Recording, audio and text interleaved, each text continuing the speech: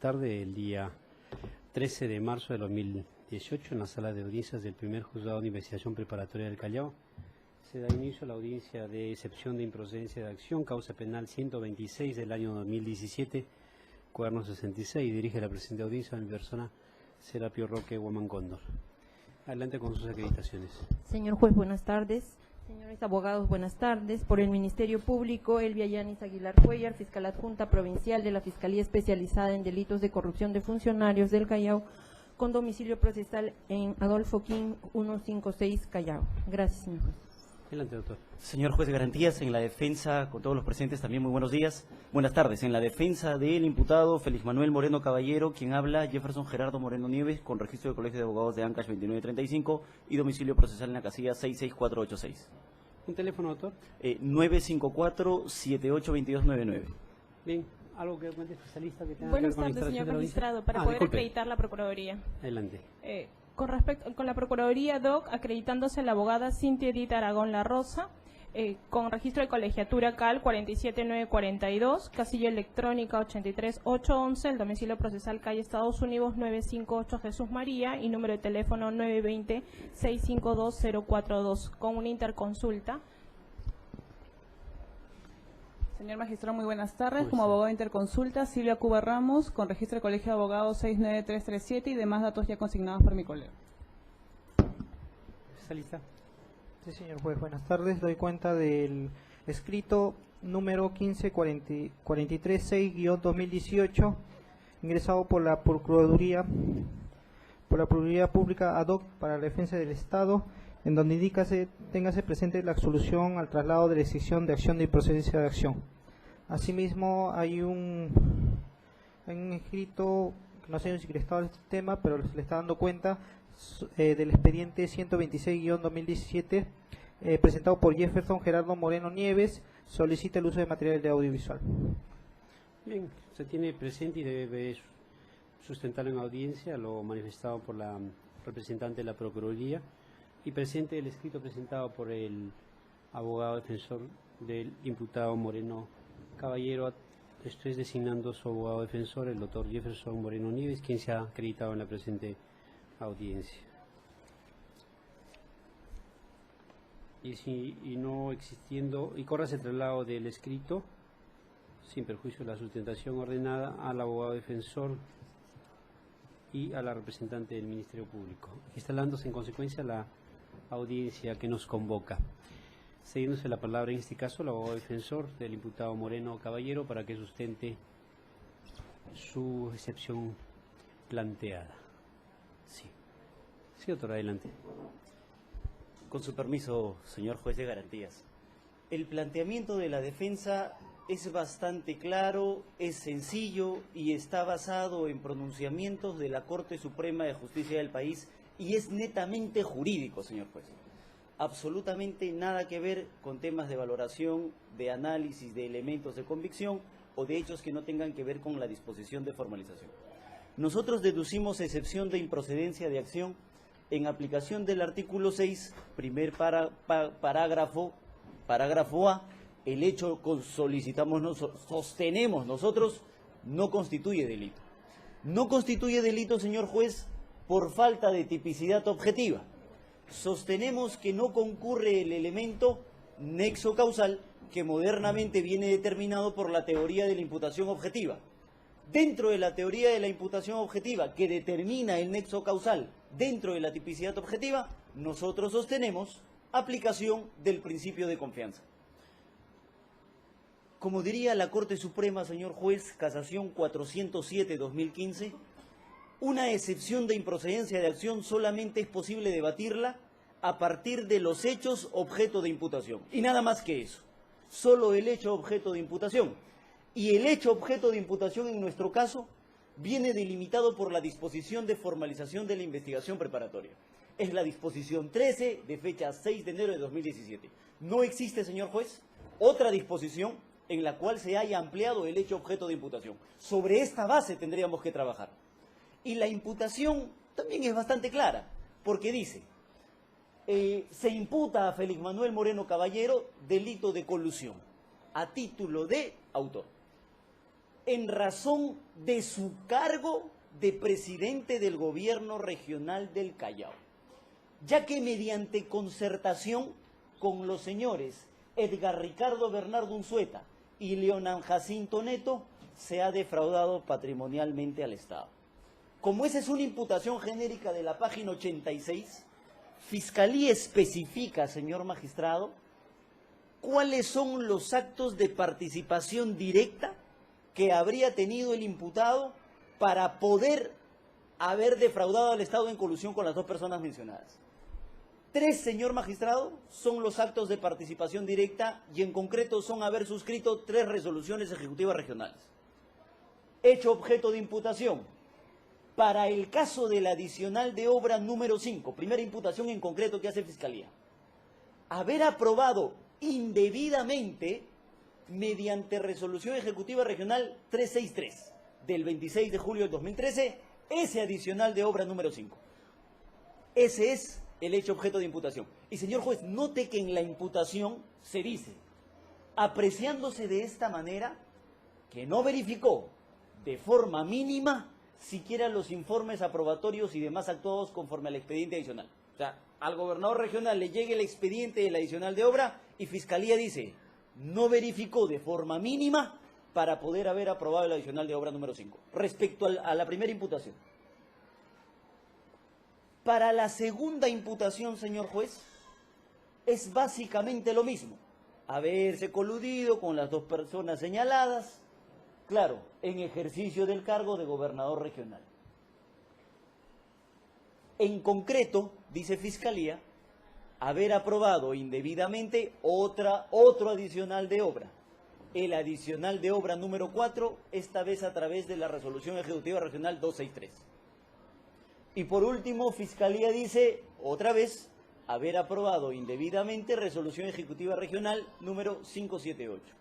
En concreto, señor magistrado, usted va a encontrar que la imputación es esta.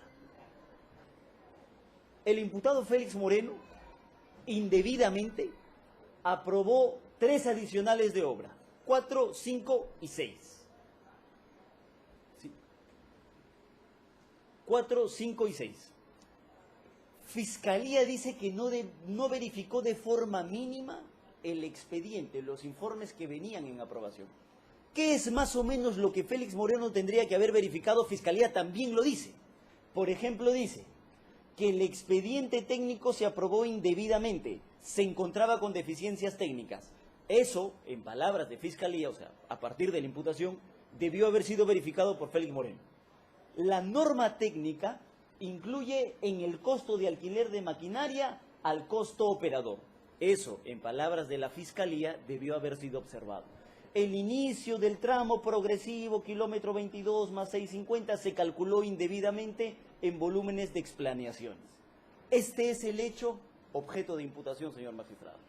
Lo que nosotros sostenemos, y por eso le decía que es muy simple el razonamiento que traemos a su conocimiento, es si es que el gobernador regional tiene el deber de verificar el contenido de los informes o si tiene el deber de verificar que existan los informes, que son conceptos totalmente diferentes. Fiscalía sé que parte de la idea de establecer, porque también lo señala en la disposición de formalización, parte de la idea de señalar que el gobernador regional, como deber general, tiene ese deber de supervisar, cautelar y por supuesto verificar el cumplimiento de las funciones y el patrimonio de la institución que representa, como deber general. Pero como ese deber general no es en realidad jurídicamente aplicable al caso, y no lo digo yo, sino lo dice la Corte Suprema, por eso es que le traigo este material y se lo he presentado en el escrito que hemos presentado deduciendo la excepción de improcedencia de acción. La Corte Suprema dice que, claro, ese es el concepto tradicional, donde la máxima autoridad de una institución tiene posición de garante, cierto, pero eso no lo hace responsable de todos los actos que puedan cometer los subordinados. Es más, dice la Corte Suprema, en un sentido normativo, que es lo que tiene que ser objeto de debate en una excepción de improcedencia de acción, dicha consideración es manifiestamente incorrecta. Es decir, si en este momento alguien le dijese que por el solo hecho de ser gobernador regional, él tenía el deber de supervisar, ese razonamiento es inválido en palabras de la Corte Suprema, a donde tendríamos que llegar, señor juez, innecesariamente de ser negativa el planteamiento a la excepción de improcedencia de decisión que planteamos. Pero para responder esa pregunta de si la máxima autoridad debe verificar que existen o ver el contenido, también la Corte Suprema en la casación 23-2016 establece lo siguiente. Cuando le llega a la Corte Suprema el caso es el conocido como el gobernador regional de Ayacucho, también imputado por delito contra la administración pública. La Corte Suprema dice que la Sala de Apelaciones, cuando confirma la condena, no establece que no existan informes, o no establece que el gobernador regional no haya revisado esos informes. Lo que establece es que él debió haber verificado el contenido de los informes. O sea, ver que en los informes que le llegaban existían problemas técnicos.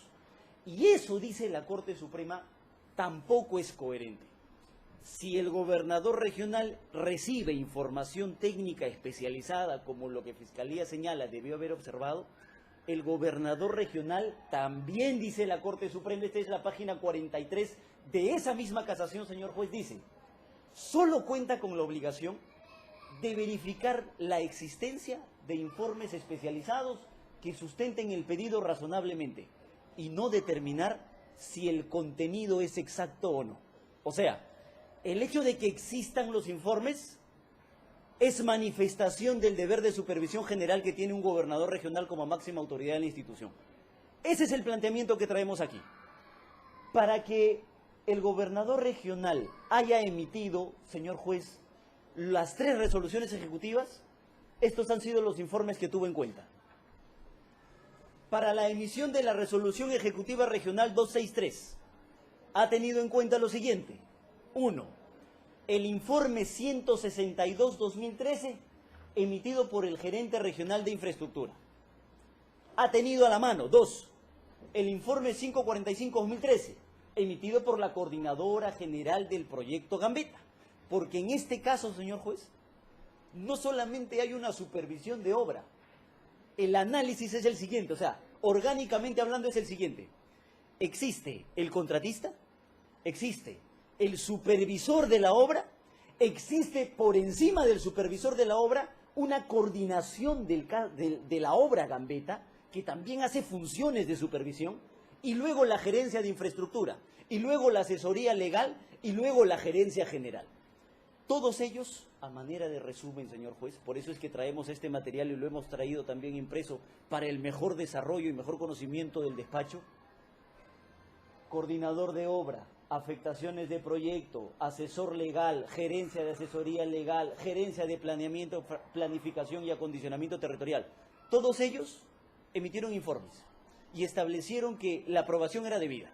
¿Quién es el gobernador regional médico de profesión para establecer que la aprobación no era debida en ese momento?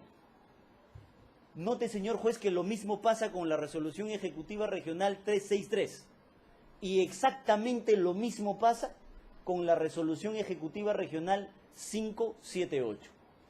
Para la emisión de las 3 resoluciones ejecutivas que son objeto de imputación, han existido informes que, es más, en el visto de las propias resoluciones se establece que se está aprobando esos adicionales de obras, ya que ellos han brindado la aprobación técnica necesaria para hacerlo.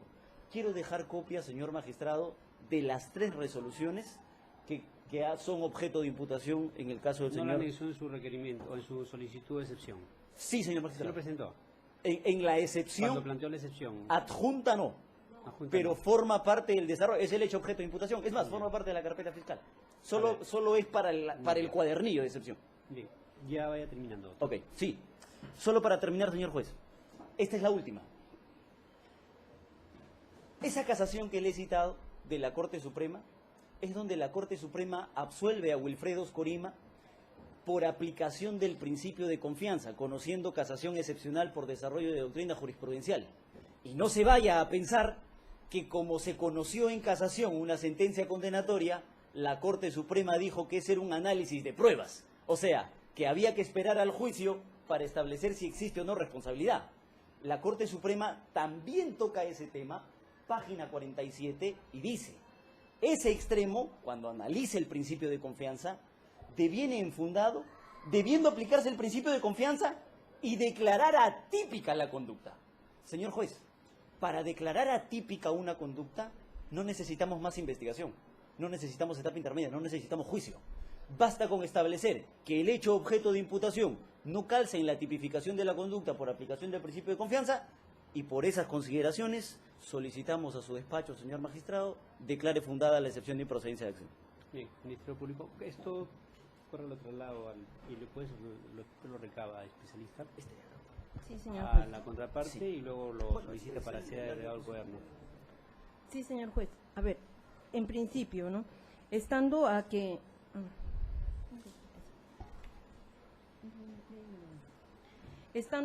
como bien sabemos, pues, al plantear, pues, una excepción de improcedencia de acción, ¿no? En un determinado caso, tal como lo ha referido la defensa, invocando la tipicidad de la conducta que imputa este Ministerio Público basado en el principio de confianza, en principio debemos referir, y esto lo va a dejar establecido el mismo Código Procesal Penal, que para que se haga el análisis de una excepción de improcedencia de acción, se debe basar, pues, en los hechos que imputa el Ministerio Público, en los hechos por los cuales formalizó, ¿no?, la investigación preparatoria. Y ahí, pues, entonces, señor juez, que para analizar la exclusión de la imputación objetiva en un determinado caso, pues se debe, más aún teniendo en cuenta que la defensa técnica argumenta, ¿no?, que opera en este caso el principio de confianza, ¿no?, se debe basar en un análisis fundamentado en el rol que cumplía esta persona, para lo cual, pues, indudablemente se tiene que recurrir, pues, a un análisis probatorio, ¿no?, lo cual, pues, está prohibido en una excepción de improcedencia de acción, tal y conforme también así lo ha establecido la Casación 407-2015. Sin perjuicio de ello, señor juez, debemos referir también que, si bien es cierto, la defensa técnica, pues, alega imputación objetiva basado en el principio de confianza, debemos referir, pues, que el señor Félix Moreno, en su condición de presidente de gobierno regional, él tenía no solamente el deber establecido por las normas internas de la entidad gobierno regional, el deber establecido en el reglamento de organización y funciones de titular de la entidad encargado de dirigir, supervisar, cautelar la marcha del gobierno regional y administrar y cautelar los bienes y rentas del gobierno regional, ¿no?, sino también tenía un deber específico establecido en la ley de contrataciones, que es aprobar los adicionales. Justamente esos hechos que por los cuales se le imputa el delito de colusión agravada, por la cual, pues, no, se habría concertado con los particulares representantes de la empresa contratista y empresa supervisora para defraudar patrimonialmente al Estado. En ese sentido, señor juez, el señor Félix Moreno no tenía, pues, o no debía aprobar un adicional, pues, a ojos cerrados, sino él tenía que ejercer la mínima verificación, la cual implicaba mínimamente conocer qué tipo de contratación implicaba la aprobación de un adicional de ese proyecto, ¿no? Y bajo qué modalidad contractual se estaba desarrollando ese proyecto. Bajo la modalidad de concurso oferta a suma alzada, en la cual, pues, señor juez, están prohibidos los adicionales. Entonces, mínimamente, el señor Félix Moreno debía ejercer, pues, para esa aprobación, indagar si se estaba aprobando debidamente o no. En ese sentido, él infringió ese deber, no lo hizo, sin embargo, aprobó a ojos cerrados. No obstante ello, señor juez, también debemos resaltar, pues, que es lo que ha reiterado constantemente la defensa técnica del señor Félix Moreno, ¿no?, en cuanto a la aprobación del adicional 5, la aprobación del adicional 4 y 6. La defensa técnica del señor Félix Moreno afirma, pues, ¿no?, que el señor Félix Moreno se basó en los informes de su plana inferior, de su plana de funcionarios inferiores. Implícitamente nos está diciendo, señor, sí reconozco que se habría cometido el delito, pero en la instancia inferior. Yo no tengo nada que ver porque estoy en mi rol. Entonces, en ese sentido, señor juez, debemos también resaltar que la misma casación que ha sustentado la defensa técnica del señor Félix Moreno, la cual en su...